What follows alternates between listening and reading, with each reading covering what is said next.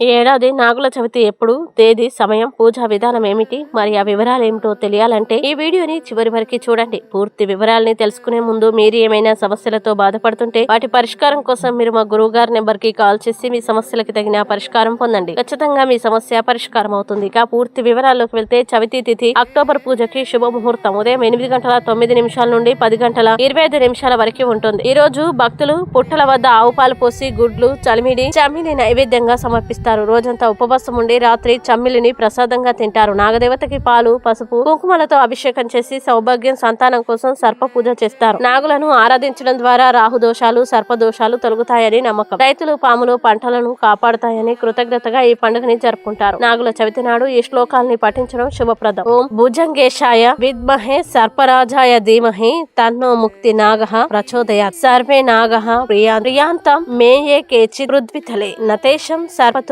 వీర భయం భవతి కుత్రచిత్. ఈ వీడియో మీకు నచ్చినట్లయితే లైక్ చేయండి, షేర్ చేయండి. ఇలాంటి మరిన్ని వీడియోల కోసం మా ఛానల్ ఇప్పుడే సబ్స్క్రైబ్ చేయండి.